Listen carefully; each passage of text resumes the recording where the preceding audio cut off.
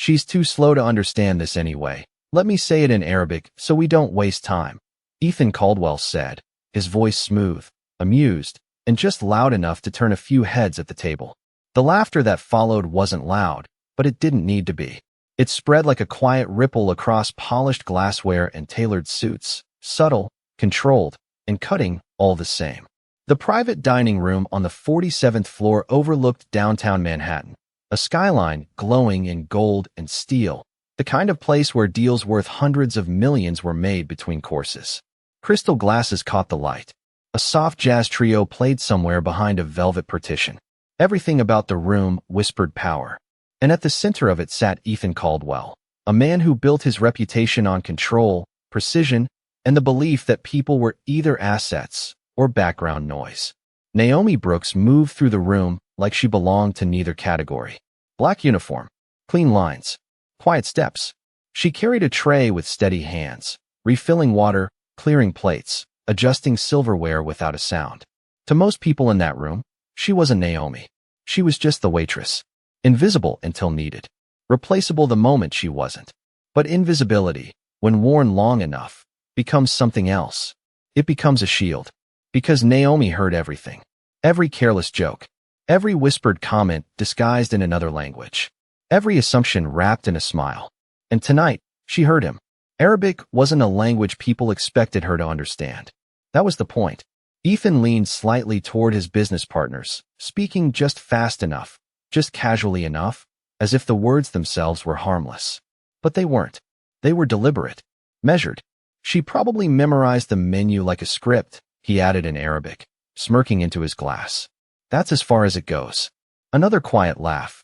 A clink of ice. Someone shifted uncomfortably, but no one said anything. Because this was Ethan Caldwell.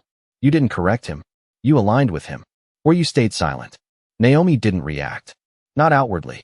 She stepped closer, placing a fresh glass beside one of the guests, her posture perfect, her expression calm. But her fingers tightened slightly around the edge of the tray. Not from anger. From restraint. Because every word he said, she understood. Not just the language. The intention behind it. And for a brief moment, something flickered behind her eyes. Not hurt. Not even surprise. Recognition. Like this wasn't new. Like she had been here before, in different rooms, under different lights, hearing the same tone dressed in different words. Across the table, one of the investors glanced at her, then back at Ethan. There was a pause, subtle but real. A shift in the air. Not enough to stop anything, but enough to register. Ethan didn't notice.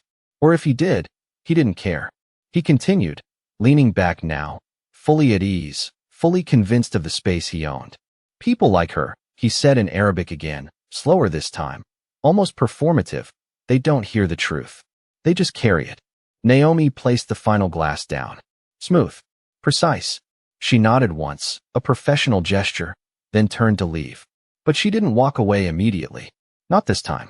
For half a second, she stood there, still, composed, her back straight, her breathing steady. The city lights reflected faintly in the window behind her, casting a soft glow along the edge of her silhouette. And in that silence, something shifted. Not in the room. Not yet. But in the balance. Because what Ethan Caldwell didn't know, what no one at that table could possibly have guessed, was that Naomi Brooks wasn't just listening. She was waiting. And sometimes, the most powerful moment in a room isn't when someone speaks. It's when someone decides they finally will. Naomi did not turn right away. And that was the first thing that felt wrong in a room where everything usually moved on cue. Because people like her were expected to move when dismissed, to disappear before the silence became uncomfortable.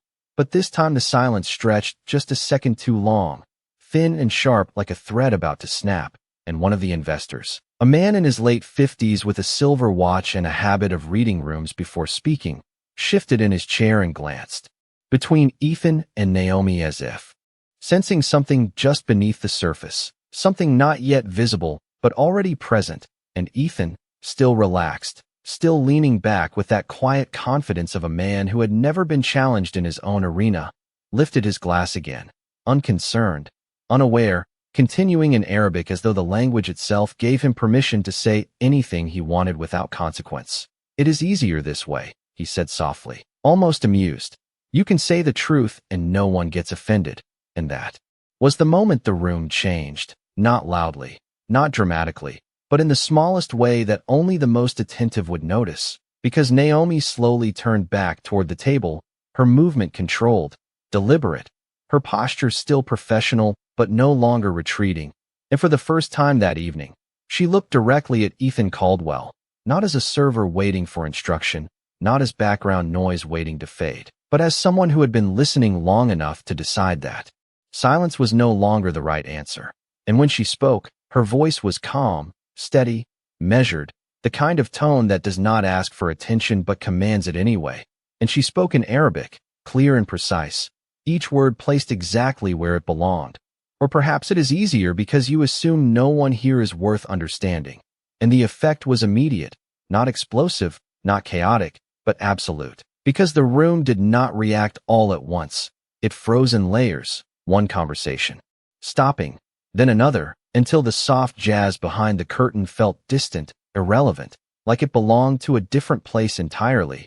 And Ethan's hand, still holding his glass, paused mid-air for just a fraction of a second longer than it should have, a break in rhythm that only someone paying close attention would catch. And across the table, the silver watch investor leaned back slightly, his expression no longer neutral but sharpened with interest, because now the dynamic had shifted, not completely, not yet, but enough to make everyone aware that something had just entered the room that had not been there before. And Naomi did not rush. She did not raise her voice. She did not change her posture. She simply continued, still in Arabic, still composed. "You said I memorized the menu like a script," she added, her tone even, almost reflective. "But it seems you are the one repeating lines you have used before." And this time there was no laughter, no polite chuckles to soften the edge, just a quiet that pressed against the walls, because now everyone understood, not just the words, but the implication behind them. And Ethan slowly lowered his glass, placing it on the table with a soft, controlled motion, his expression shifting not into anger, not yet, but into something far more dangerous for a man like him, uncertainty. Because for the first time that night, he was no longer the only one controlling the narrative. And Naomi, still standing there, still holding the empty tray at her side, made one final choice, not to retreat, not to escalate, but to clarify. And she switched to English, her voice carrying just enough to reach every corner of the table. "For anyone who does not speak Arabic," she said calmly, "Mr. Caldwell was explaining that I am too slow to understand this conversation, and that it is easier to say certain things when you believe no one is listening." And the translation landed heavier than the original words ever could have, because now there was no distance, no barrier, no illusion of privacy.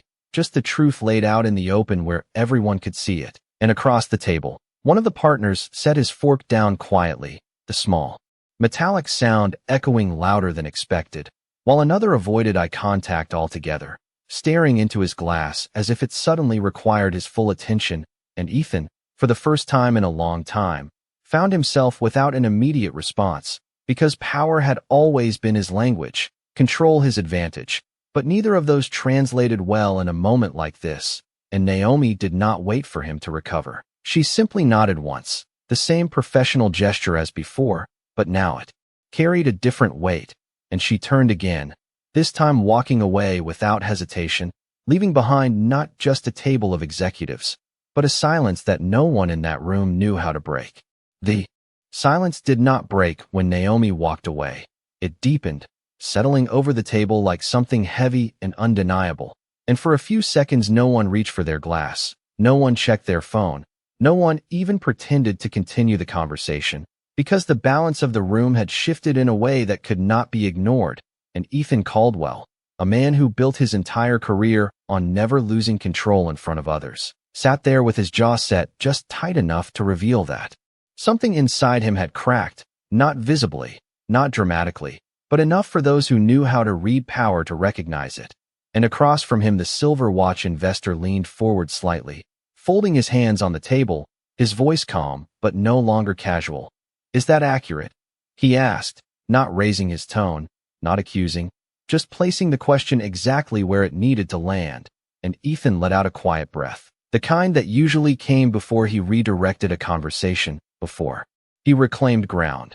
But this time there was nowhere to redirect, nowhere to shift the focus without acknowledging what had just happened.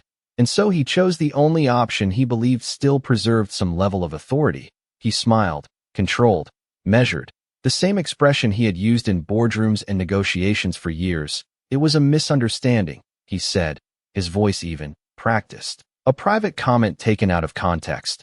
But the words did not land the way they usually did, because context had already been given, clearly, precisely, and publicly. And one of the younger partners, seated 2 chairs down, exchanged a quick glance with his colleague before setting his glass down a little too firmly, the soft clink echoing again through the quiet space.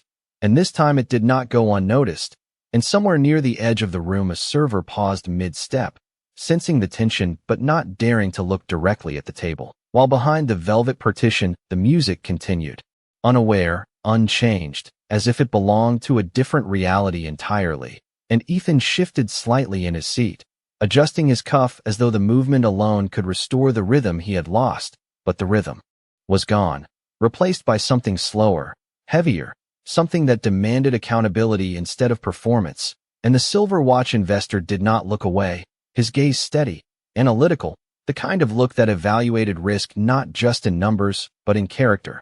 Respect is not context-dependent, he said quietly. And that was the moment the deal, though not yet spoken about, began to unravel. Not in contracts or clauses, but in perception, in trust, in the subtle but irreversible realization that the man across the table might not be the partner they thought he was, and Ethan felt it, even if he refused to show it. Because power like his was built on anticipation, on reading the room before the room read him. But tonight that instinct had come too late, and across the polished surface of the table, where reflections of crystal and candlelight once symbolized clarity and control, there was now something fractured, something uncertain, and for the first time that evening, Ethan's gaze shifted, not toward his partners, not toward the skyline beyond the glass, but toward the direction Naomi had walked, as if trying to recalibrate, to understand how a moment he had dismissed so easily had turned into something he could no longer contain. And in the service corridor just beyond the dining room, Naomi placed the empty tray down on a stainless steel counter, her movements steady, her breathing controlled, but her eyes focused, not shaken, not overwhelmed, just aware, because she knew what had just happened was not about a single sentence, not about a single man, but about something larger, something that had been building long before tonight. And one of her co-workers stepped closer, lowering their voice. "Are you okay?" they asked quietly, unsure whether they were witnessing bravery or risk, and Naomi gave a small nod. Simple, composed, the same quiet strength she carried through every shift. But this time it held something more, not defiance, not pride, but clarity, because she understood something that most people in that room did not, that respect, once exposed, could not be negotiated back into existence. And as the door to the dining room remained slightly open, behind her, the silence inside continued to stretch, waiting for someone to decide what came next. But for the first time that night, that decision no longer belonged to Ethan Caldwell.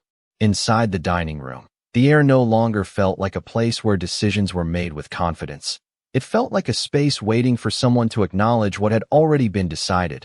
And Ethan Caldwell could feel it in the way no one reached for their drinks, in the way the conversation did not restart on its own, in the way attention, once centered on him, had shifted into something colder, something observant. And across the table the silver watch investor leaned back slowly, not retreating but reassessing, his fingers tapping lightly once against the polished wood before going still again.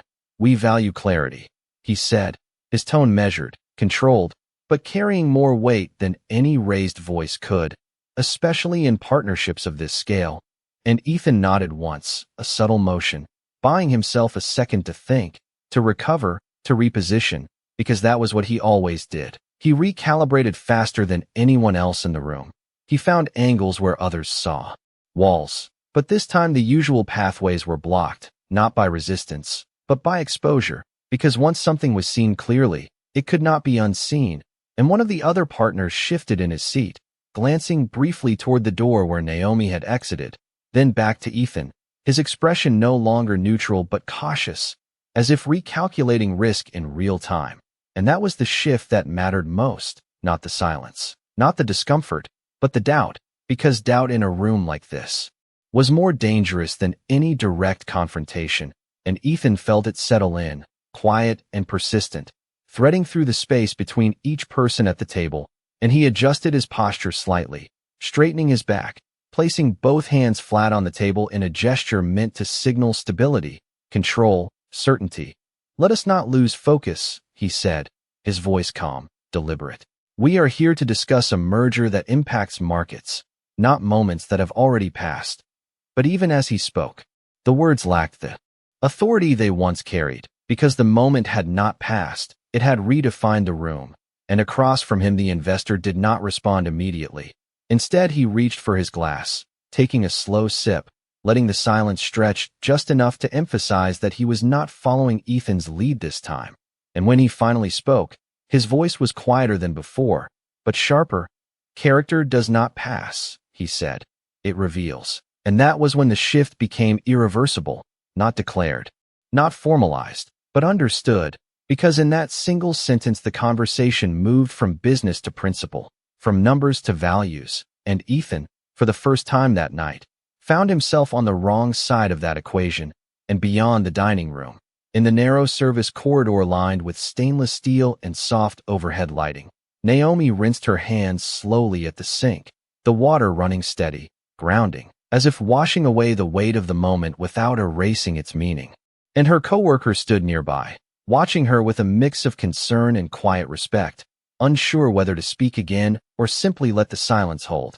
And Naomi reached for a clean towel, drying her hands with the same care she brought to every movement, every task, every shift, because consistency had always been her strength, not reaction, not volume, but control. And she could still hear the faint murmur from the dining room through the slightly open door, the tone different now, lower, slower, more careful, and she knew without needing to see it that something had changed inside, not because she raised her voice, not because she tried to win, but because she refused to disappear, and she placed the towel down, straightened her posture, and picked up the tray again, not rushing, not hesitating, just moving forward with the same quiet precision that had carried her through every room where she had been underestimated, because dignity, once chosen, did not require permission to continue. And as she stepped back toward the dining room, the light from the skyline catching briefly along the edge of the doorway, the space she was about to re-enter was no longer the same one she had left, and neither was the man sitting at the center of it, because power, when challenged by truth, does not always collapse, but it always changes, and tonight, that change had already begun. When Naomi stepped back into the dining room, nothing looked different at first glance. The skyline still shimmered beyond the glass, the candles still flickered against polished surfaces, and the soft hum of the city far below continued as if the world outside had not shifted at all. But inside the room the energy had changed in a way that could not be reversed, because now every movement carried awareness.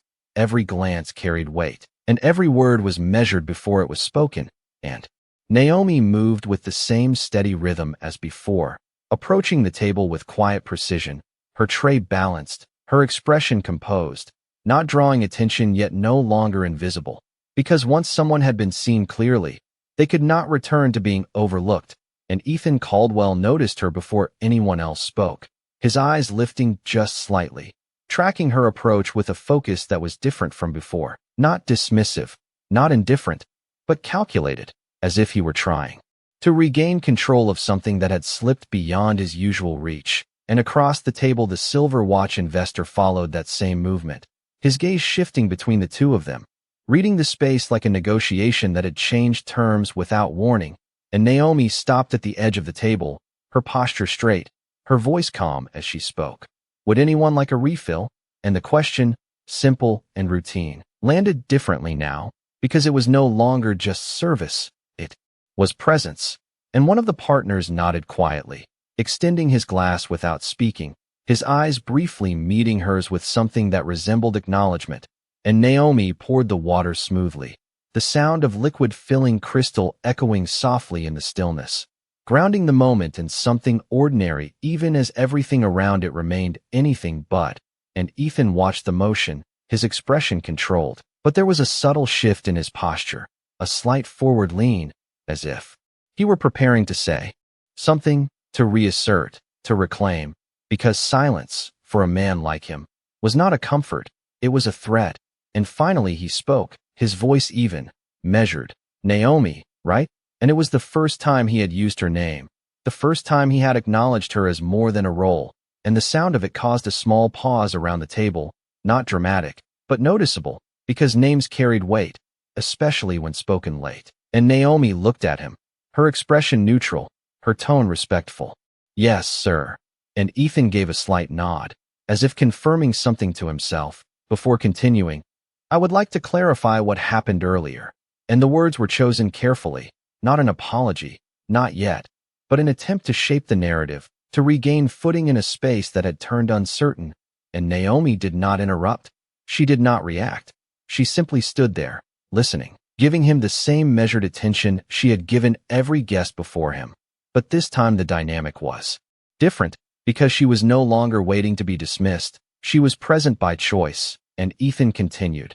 There was no intention to offend, he said, his voice steady, his gaze fixed. Sometimes tone is misinterpreted across languages, and the statement hung in the air, crafted to sound reasonable, to sound controlled, to sound like leadership. But across the table the silver watch investor did not look convinced, his expression unchanged, his silence more telling than any response. And Naomi held that moment for exactly what it was, not rushing to fill it, not softening it, just allowing the weight of the words to exist. And then she spoke, her voice calm, her tone even. Language does not create intention, she said. It reveals it. And the simplicity of the statement cut through the room more cleanly than anything louder ever could, because it did not accuse, it did not escalate, it simply clarified. And Ethan's expression tightened just slightly, not enough to break his composure, but enough to show that the control he relied on was no longer absolute. And one of the partners shifted again, leaning back now, as if distancing himself from the exchange, while another reached for his phone, not to disengage, but to observe without being observed. And Naomi did not stay longer than necessary. She did not linger for reaction. She did not seek validation. She simply nodded once, the same professional gesture she had used all night, and stepped back from the table, her movement smooth, her pace unhurried, leaving behind a space that felt smaller now, not in size, but in certainty. And as she moved toward the next table, the rhythm of the room began to return, but it was not the same rhythm. It was slower, more cautious, more aware, because something fundamental had shifted, something that could not be undone by explanation or softened by tone.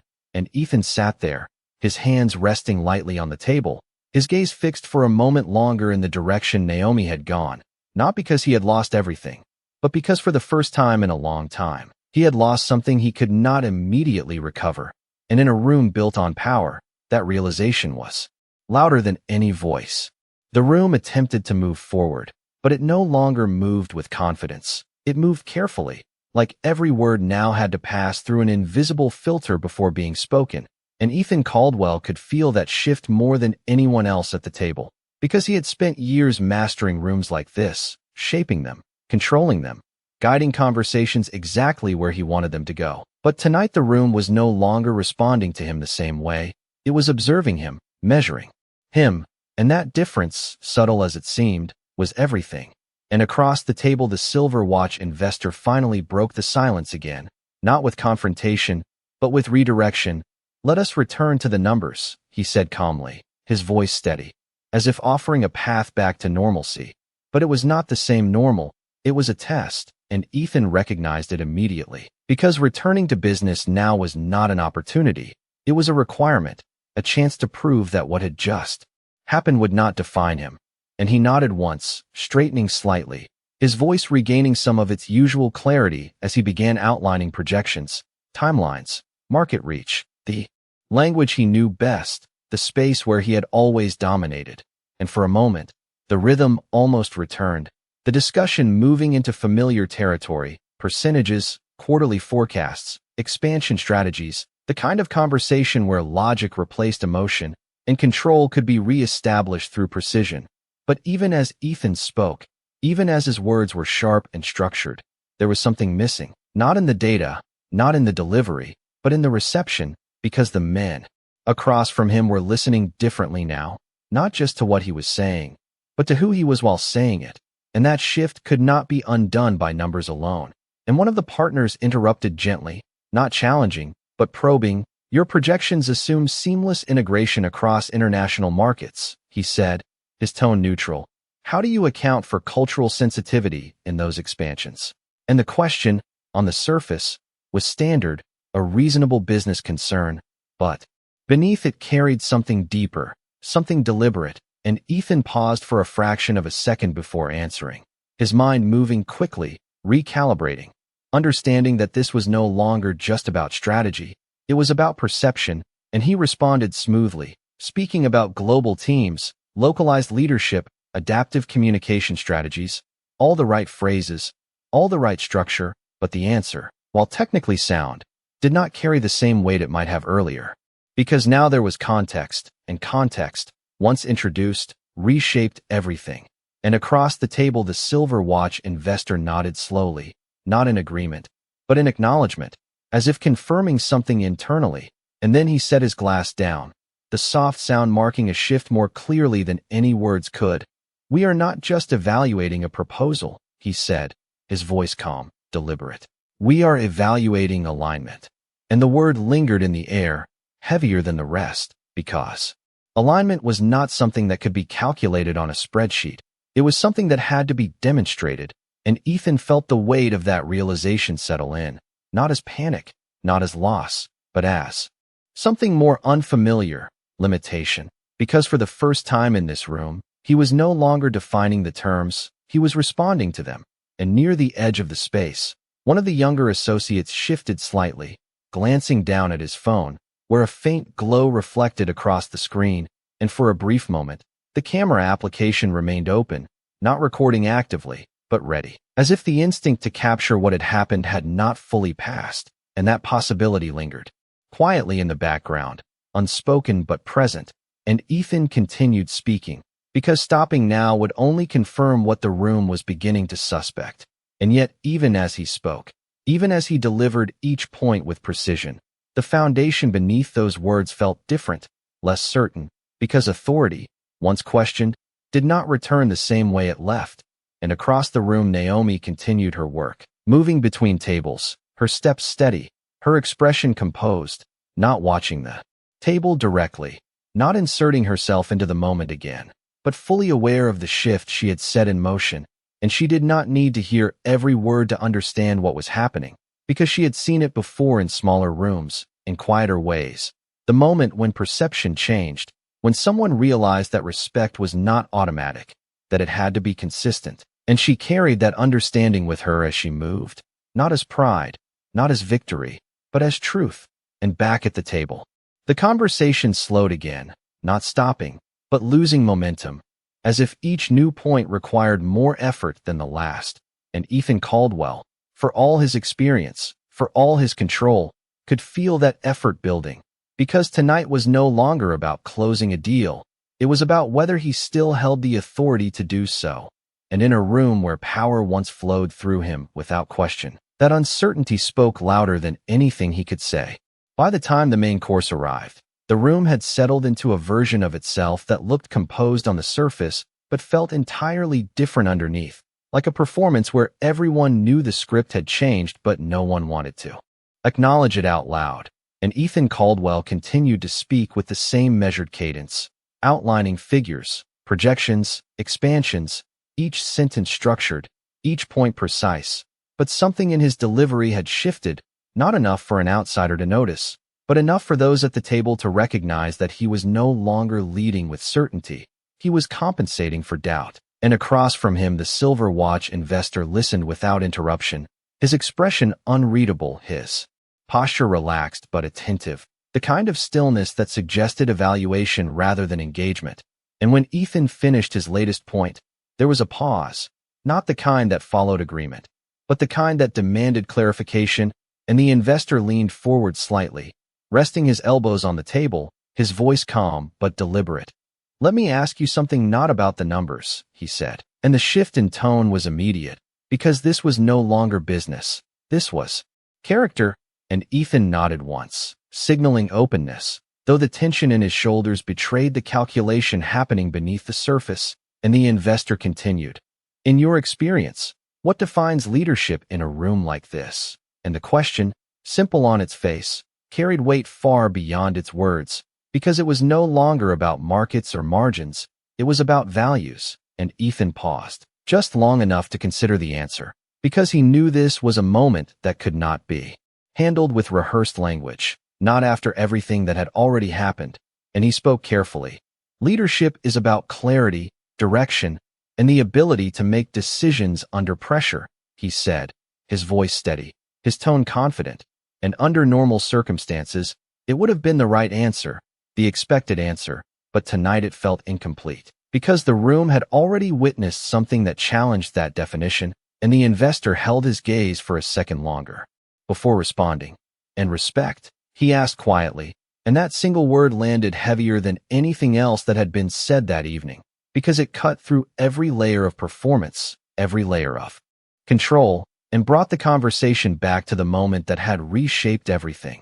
And Ethan did not answer immediately this time, not because he did not know what to say, but because for the first time, saying it required more than just understanding, it required acknowledgement, and across the table one of the partners shifted slightly, glancing between the two men, sensing that whatever came next would define more than just the outcome of the deal.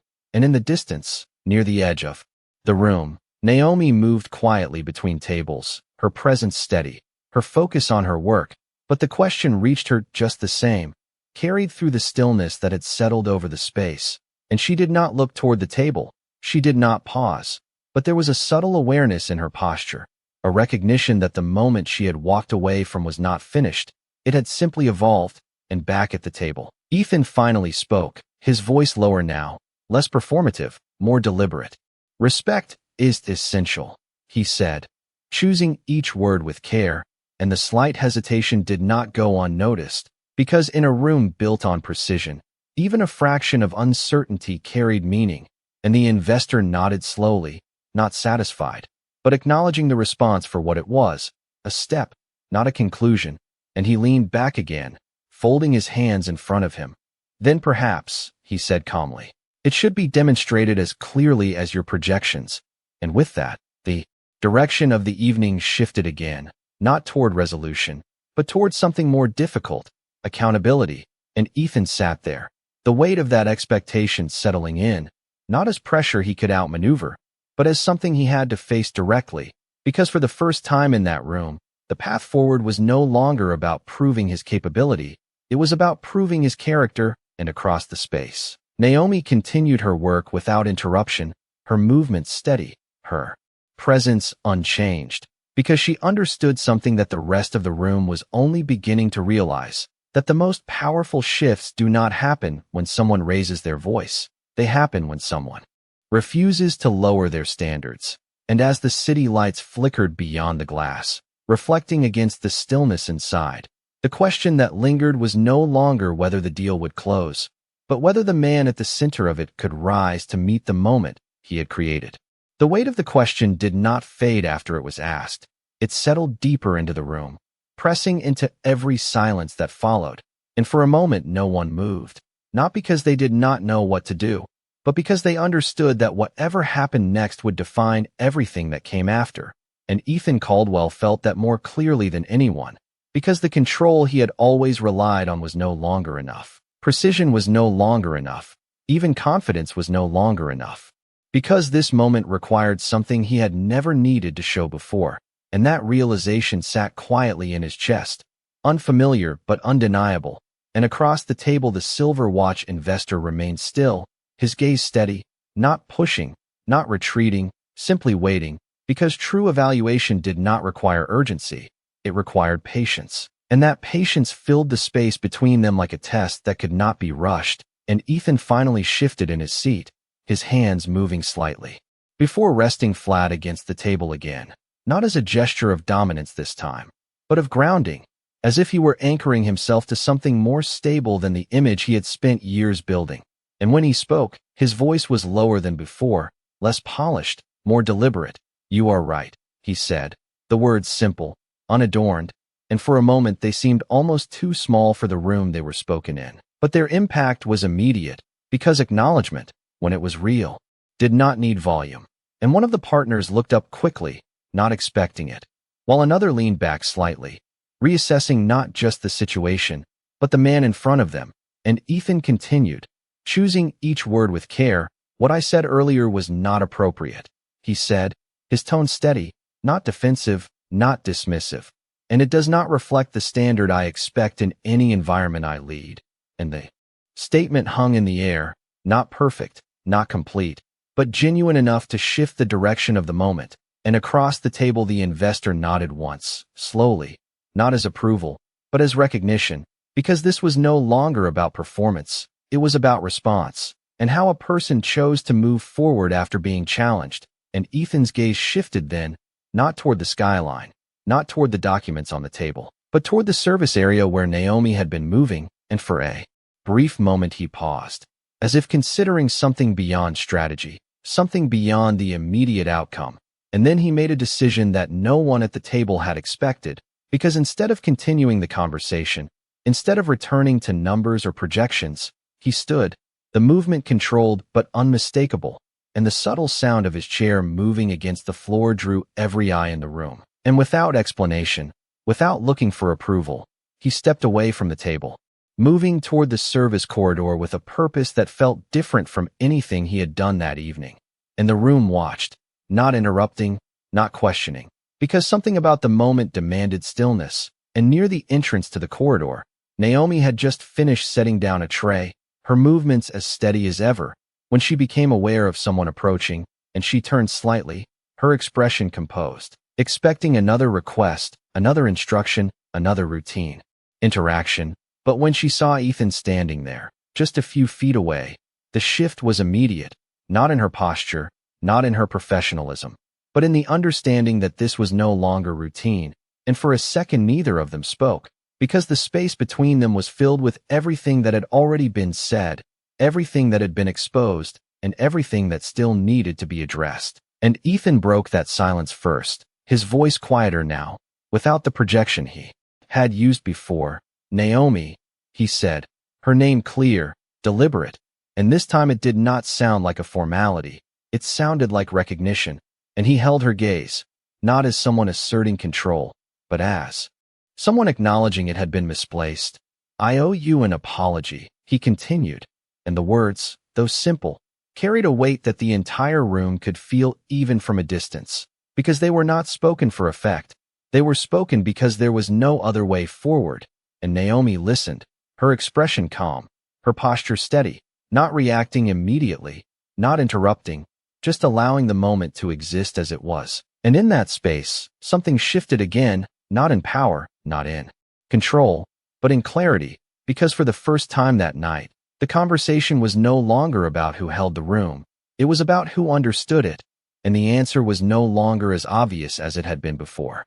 Naomi did not respond immediately, and that silence was not hesitation, it was intention, because she understood that moments like this were not about speed, they were about weight. And Ethan Caldwell stood there waiting, not shifting, not interrupting, holding his place in a way that was unfamiliar to him, because for the first time in that room, he was not the one setting the pace. And Naomi finally met his gaze fully, her expression calm, steady, unchanged from the moment she had first stepped into the room hours earlier. And when she spoke, her voice was quiet but clear. "An apology is not just words," she said, her tone even, not harsh, not dismissive, just precise. "It is what changes after." And the statement landed without resistance, because it was not meant to challenge, it was meant to define. And Ethan nodded once, slowly, absorbing it, not as a rebuttal, not as something to redirect, but as something to accept. And for a moment neither of them moved, because the exchange had already said more than most conversations ever reached. And then Naomi gave a small nod of her own, the same professional gesture she had used all night. But this time it carried closure, not dismissal.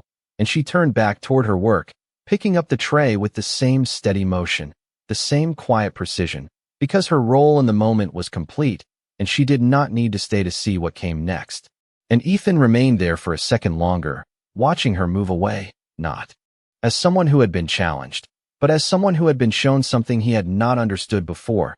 And when he returned to the table, the room did not react immediately, but the shift was clear, because now they were not looking at him the same way. They were not evaluating just his authority. They were evaluating his response to losing it. And he took his seat without rushing, his posture composed, but different, less rigid, less performative, and across from him the silver watch. Investors studied him for a moment before speaking. "That matters," he said simply, and there was no need to clarify what he meant, because everyone at the table understood that the evening had moved beyond projections, beyond strategies, into something more fundamental, and the conversation resumed, quieter, more measured, but this time it carried a different kind of attention, because now every word Ethan spoke was filtered through the moment they had just witnessed, and he did not try to overpower the room again. He did not try to reclaim dominance through volume or control. He spoke with intention, with awareness, answering questions directly, acknowledging concerns without deflection, and slowly, not completely, but enough, the tension began to shift into something more balanced, not restored, but redefined. And across the room Naomi continued her work, moving between tables, clearing glasses, adjusting settings, her presence steady and unchanged, because she had never needed the room to validate her. She had only needed to remain true to herself within it. And the city lights beyond the glass reflected against the polished surfaces, casting quiet patterns that moved with the rhythm of the night. And as the meeting drew closer to its end, no one announced a decision, no contracts were signed, no declarations were made, but something had already been determined, something that would carry beyond that room, beyond that evening, because the men at that table had seen more than a presentation. They had seen a moment where power met truth and did not immediately win. And as they stood to leave, exchanging measured handshakes and quiet acknowledgments, the outcome was not written in numbers or agreements. It was written in perception, in trust, in the understanding that leadership was not defined by how a person controlled a room, but by how they responded when they no longer could. And Naomi, standing near the edge of the space as the final guests prepared to exit, did not look for recognition, did not wait for acknowledgement. She simply continued, because she already understood what the rest of them were only beginning to learn, that dignity does not need to be announced to be real. And as Ethan passed by her on his way out, he paused for just a fraction of a second, not long enough to draw attention, but long enough to show awareness. And though no words were exchanged, the moment held meaning, not as resolution, but as recognition. And as the doors closed behind the last guest, and the room slowly returned to its quiet, the truth of the night lingered in the air, steady and unshaken. Because in a world built on power, the rarest thing was not success, it was respect. And that was the one thing money could never buy.